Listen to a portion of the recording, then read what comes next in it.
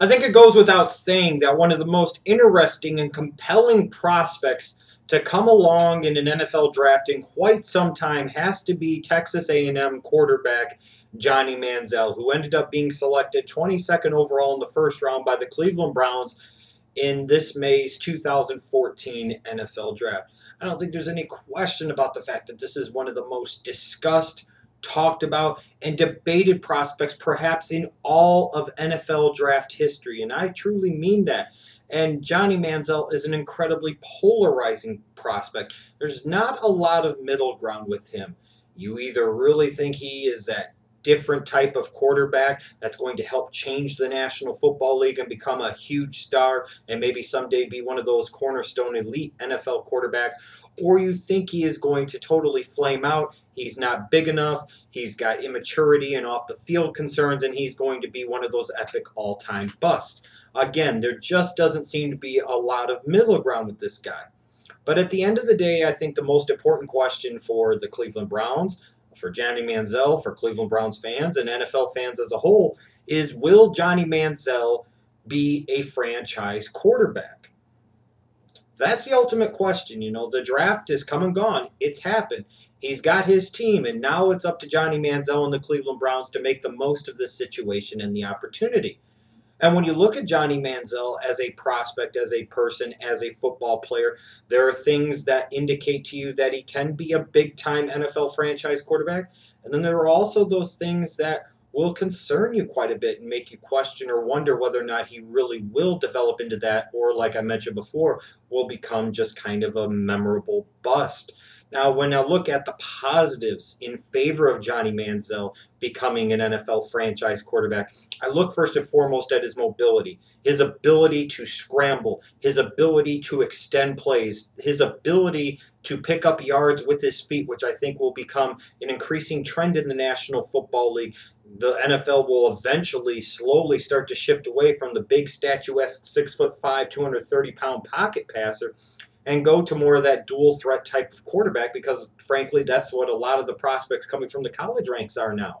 So as a result, Manziel kind of fits into that mold of the Russell Wilsons, the Colin Kaepernicks, the Andrew Lucks, the RG3s, the Cameron Newtons of the world, what have you, those guys that can do as much damage with their feet as they can with their arms. And again, when you talk about that mobility and that ability to extend plays, he can extend plays not just as a runner and pick up yards as a runner, but he has the ability to scramble around and make plays with his feet in the passing game by being able to buy himself extra time and being able to throw on the move.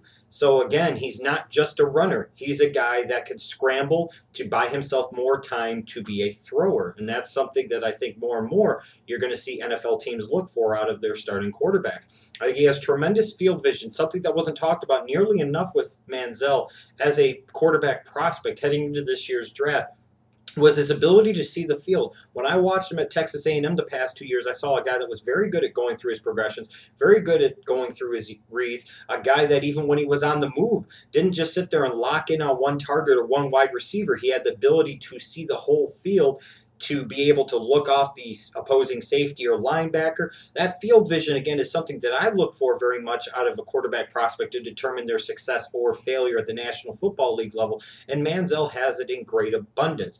What I also like about Johnny Manziel is he's a guy that doesn't cower from pressure. He embraces it. He lives for it. He seems to love it. He's extremely confident in his skills. He's extremely confident in who he is as a quarterback and as a football player. And again, in the National Football League, when you are the quarterback, no matter what else happens, all the spotlight and shine is ultimately going to be on you, good, bad, indifferent, or otherwise.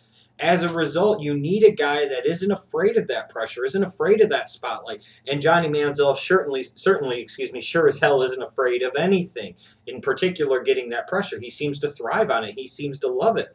When you look at the situation that he's gone into with Cleveland, you have some of the pieces of a nice supporting cast there. You've got a franchise left tackle protecting his blind side in Joe Thomas. You've got one of the best centers in the National Football League in Alex Mack, snapping the ball to him. You add a second-round pick in Joel Bitonio, a guy that's either going to play at right tackle or maybe inside at guard. If he plays outside at tackle, that flips former second-round pick Mitchell Schwartz inside to guard, where he might be better suited. You've got a nice offensive line there to protect Johnny Manziel, both in the passing game and opening up nice holes in the running game as well. And you look at the fact that they brought in Ben Tate, a guy who could be a starting NFL running back. You have a Jordan Cameron in place. Nothing helps a young quarterback more sometimes, other than a running game maybe, than having that security blanket at tight end, that short to intermediate target that a quarterback can go to in a tough spot in a pinch. And Jordan Cameron had a breakout 2013 season, and you would expect he would produce again in 2014. Again, a nice safety valve, security blanket type target for a young quarterback like a Johnny Manziel. And then you look at a Josh Gordon, too, one of the premier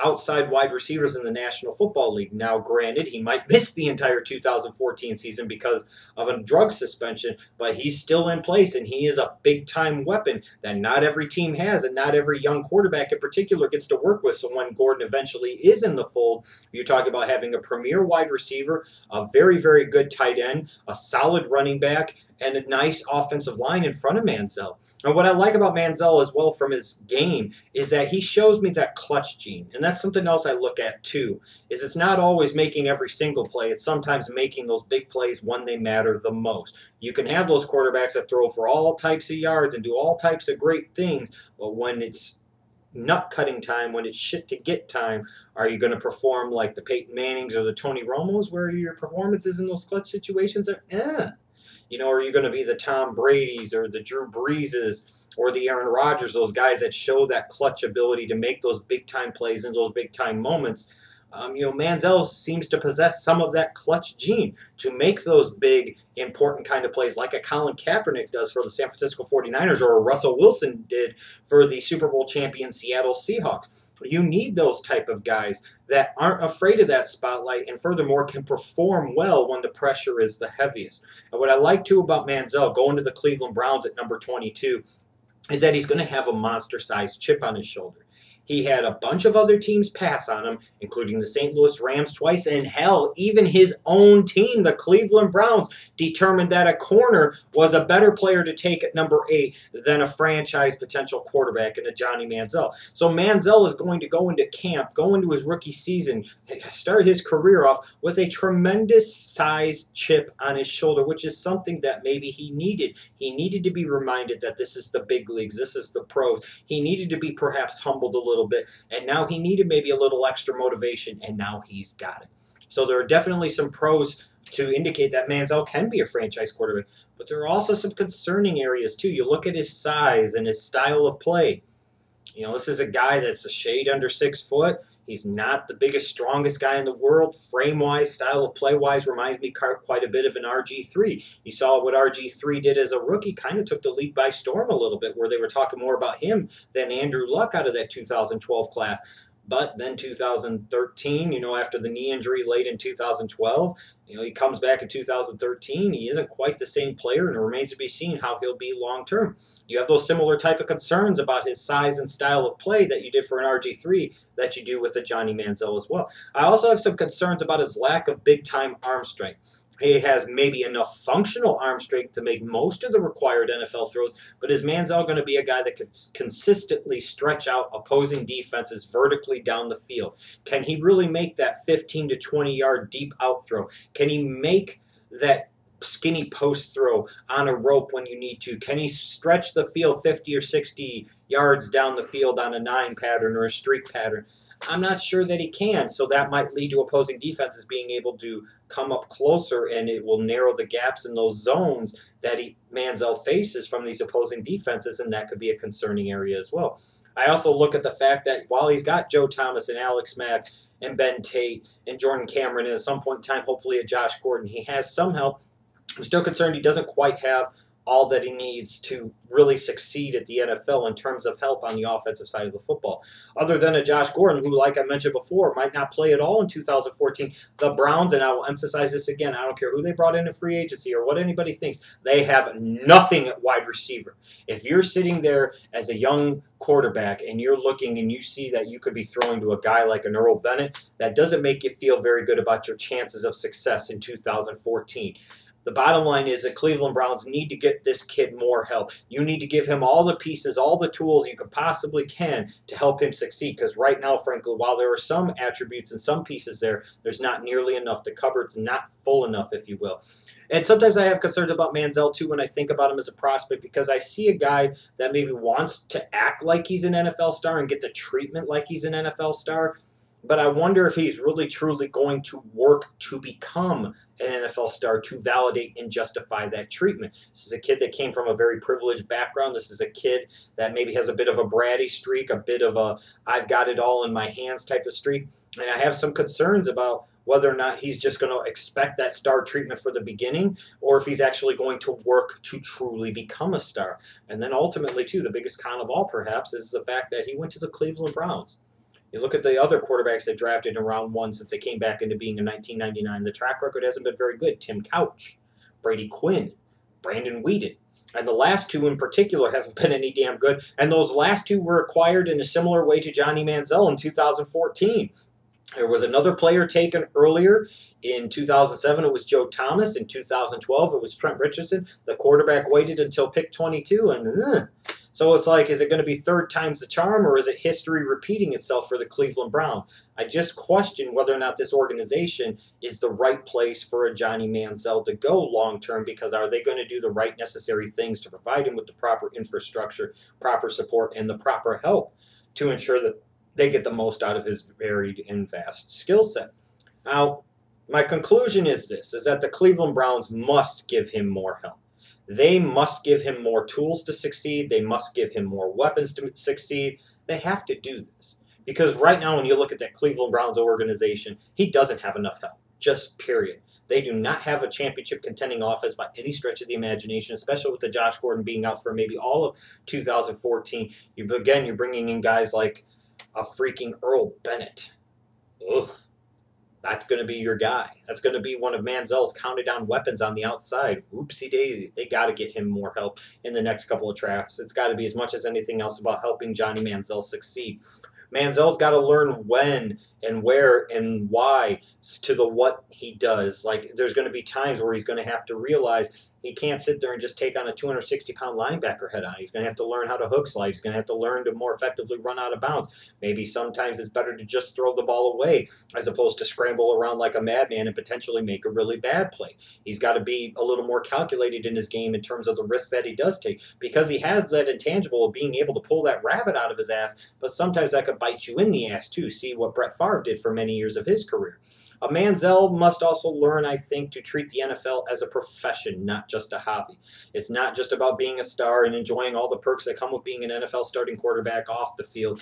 I think he has to understand that the NFL is truly a profession. I personally don't know Johnny Manziel. I haven't been around him to know what his work ethic is or isn't. But there are things that suggest to me he does work hard, but then there are also those things that make me question whether once he gets all the money and fortune and fame of playing in the NFL as a starting quarterback, is he going to really truly work at it? Is he going to treat it like a profession, or is it just going to be something to do that gets him all the attention and the pussy? I don't know. I mean, and the Browns, too, must allow Manziel to be Manziel. They can't sit there and try to restrict him in a specific system. Sometimes they're going to have to allow the talent to flourish within the structure of the system, maybe meaning that they have to adjust the system to allow that talent that Manziel has to flourish. You know, he got to the league, he got to be a first-round pick because of his improvisational skills, his mobility, his ability to extend plays, his field vision, his ability to make those big-time plays in tough spots and big moments. You've got to allow that talent to flourish. You can't just try and chop away at it and make him just nothing more than a statuesque pocket passer. That's the bottom line. And the Browns must be confident, must stand behind him, and they must not waver. They can't sit there and say, well, we never really gave Brady Quinn a chance. We were hot and cold with Tim Couch in terms of giving him a chance. You never really fully gave Brandon Whedon a chance. They must go to Johnny Manziel early, and I'm going to emphasize this again. They must go to him early. He must be the starter week number 1. They must stand behind him and go through the ups and downs of him trying to figure out how to make it at the NFL level. So at the end of the day, do I think Johnny Manziel will be an NFL franchise quarterback? Yes, I do, actually. There are some concerns. I look at him and I see, on one hand, I see RG3 type talent. On the other hand, some of the other outliers remind me a lot of Cade McNown. But this is a guy that I think, if he can work on some of his weaknesses, if he can sit there and understand how to play and protect his body, maybe work on his arm strength a little bit, he has the mobility that you need in today's NFL, the ability to make plays with his feet, both in the running game and the passing game in today's NFL. Tremendous field vision, great courage, great ability to handle pressure. He's extremely confident in himself, seems like a really good leader, and most importantly of all to me, has that chip on his shoulder and isn't afraid of that big-time spot, that big-time moment, that big-time opportunity. So I'm going to put money on it right now that in 3 years, we'll be looking back at Johnny Manziel being a franchise NFL quarterback. I know, bold prediction, huh?